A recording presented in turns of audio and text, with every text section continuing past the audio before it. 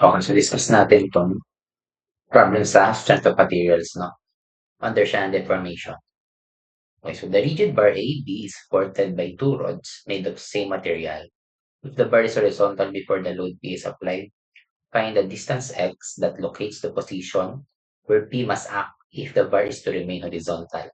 Neglect the weight of bar AB. Okay? Ibig sabihin, ito yung keyword dito, no? The bar is to remain horizontal, no? So, ibig sabihin, since itong dalawang, kung mag-drawing natin yung free body diagram niya, okay? Ito itong FA, nasa magkabilang dulo naman sila eh, di ba? FB, yan, ito yung load P natin. Okay? So, sabihin, horizontal siya, di ba? Nung wala pang load P. Now, in-apply natin ng load P. Ano daw yung distance niya wherein after mo siyang apply ng load P, horizontal pa rin. Meaning, walang deformation na mangyari. Okay? Horizontal, hindi bababa yung bar na ganyan. Okay, wala. Walang deformation. No? Ayun yung ibig sabihin ng problem. Hanapin natin yung distance x. Para ba natin ito gagawin? So, una, kunin mo natin yung force FA and FB in terms of P. Okay? Tapos, i-equate natin yung deformation ng dalawa. Kasi dapat equal eh, para maging horizontal yung ating bar. No? So, yun yung gagawin natin. Summation moment sa A equal to 0. Px, di ba itong total na to? Kung x yan, 10 minus x to, no? Kasi yung total na to ay 10 feet. Okay? Minus 10 for sa b is equal to 0. For sa b natin is equal to p times x over 10. Tama, di-divide mo lang ng 10. Okay? Next is summation force vertical lang tayo para makuha natin yung force sa A. Plus p times x over 10 minus p is equal to 0. FA is equal to, isolate natin yung FA, lipat mo to. Yung itong negative p, magiging positive p siya, tapos itong px over 10, magiging negative px over 10 siya. Okay, pag dilipat natin sa right side. Factor out yung p, therefore p times, factor out lang yung p, 1 minus x over 10.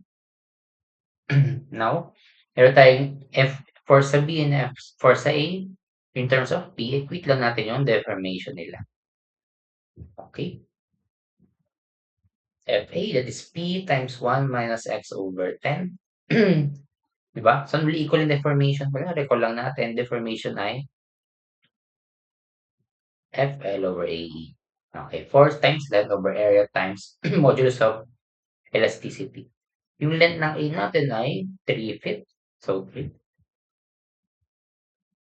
is over area niya, 0.2. No? Ay, wait lang. Mali pala. A pala, no?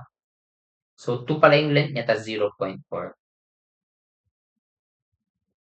Okay, 2 times 0.4.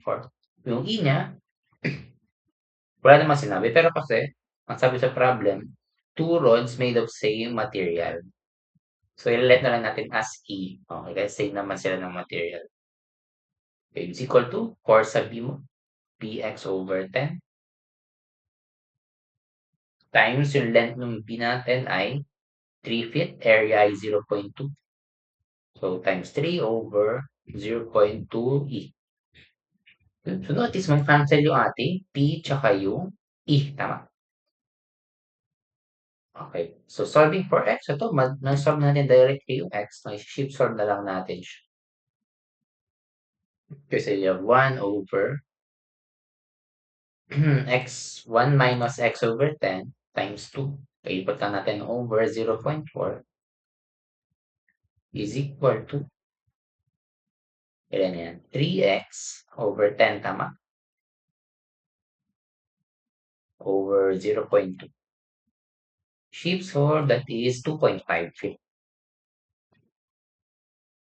2.5 feet. Ito na yung ating answer. No? Okay, so ganun lang siya. No? Okay, pag-solve lang.